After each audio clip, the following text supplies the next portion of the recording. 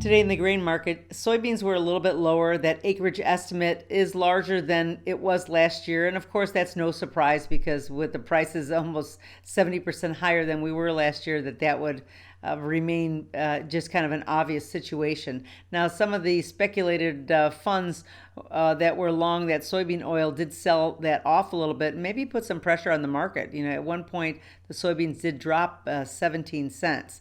The option implied volatility on the puts has increased as well, and that just means everyone kind of is waking up to the fact that there is some downside risk here. And of course, we've been trading, headlines, and there's just isn't anything coming up. But we're certainly watching the numbers for the Wednesday report. It's going to be the end of the quarter as well, so it makes it just even that much more important.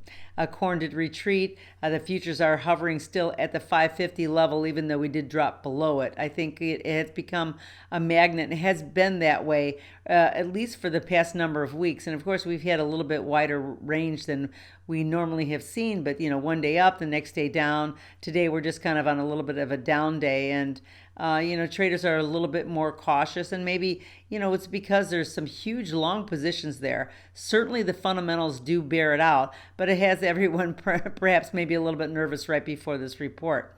The option implied volatility is coming down as well, and that just means that the market's kind of moving sideways, and that would normally happen. Now, the 610 calls had the most trade action, with a lot of people just maybe closing out those long positions. That doesn't really say much. It just means that everyone's trying to shore up their positions really as we're getting closer to this big report. Wheat was mixed today. Futures did extend lower before it came back, and who would have thought that it'd close up a couple of cents. I think the downtrend though is still intact, so we have to be careful with that because all three exchanges really were under some pressure today. There has been some sell out of a lot of the long positions, and that's something that we have to watch because wheat really has been tagging along with corn and soybeans, for the past number of months here. So that really, wheat seems to be a little bit of the weakest link. Now, we've been watching what's happening at the Suez Canal because perhaps with the shipping lanes blocked, that could have somewhat of a ripple effect on our markets.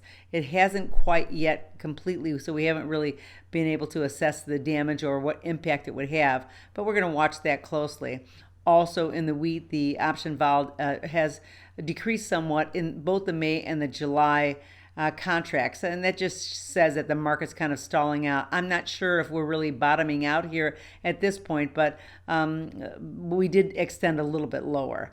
What we do want to watch for, though, come Wednesday is going to be the corn stocks to usage number. If that number really drops below 10%, that's something that we haven't seen in decades and decades. That will be a big issue, and I think that'll be a driving force in the market, and I expect that we're going to have a lot more trade action come the second quarter of this year.